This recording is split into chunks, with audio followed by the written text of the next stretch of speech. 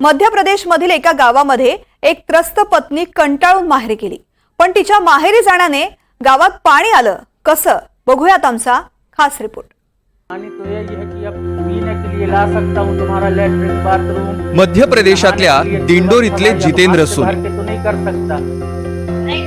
आपल्या बायकोला परत घरी येण्यासाठी समजूत घालतात।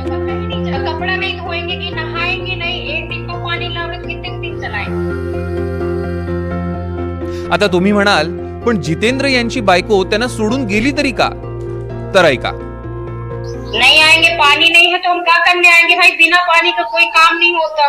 हाँ, पानी की समस्या है तो उसको पानी की बनाओगी, पानी की व्यवस्था होगी तो हम आएंगे, और नहीं होगा तो हम नहीं आएंगे। ऐकलत? घरी पाणी येत नसल्यानं लक्ष्मीनं घर सोडलंय आणि नवऱ्याच्या तोंडचं पाणी पळालं। मग काय, जितेंद्र भाऊ चिडले आणि त्यांनी थेट गाठलं जिल्हाधिकारी कार्यालय आणि पाणी द्या आणि बायकोला परत आणा अशी मागणीच केली। मेरे गांव में पानी की समस्या है।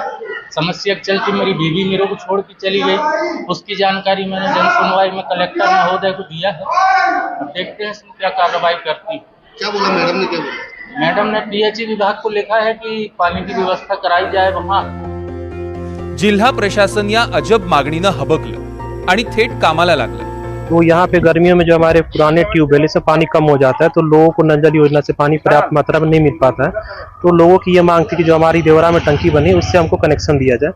तो आज ठेकेदार के माध्यम से यहाँ पे जो पुरानी पाइपलाइन से हमारी जो टंकी की पाइपलाइन है उसको जोड़ने का काम किया जा रहा है। यथाशीघ्र काम पूर्ण करके और नल जल योजना जो हमारी टंकी है उससे अपन सप्लाई इसमें चालू करेंगे।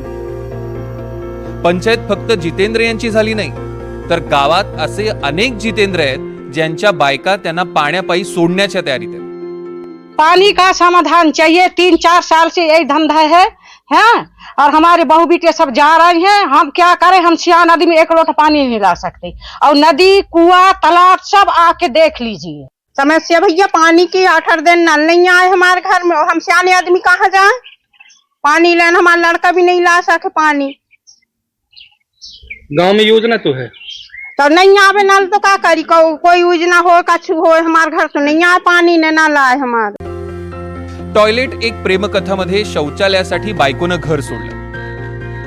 इथं पाण्यासाठी लक्ष्मीनं बंडखोरी केली, जितेंद्रनं सिस्टीम हलवली आणि मग सरकार भगीरथ झालं आणि अखेर पाणी आलं।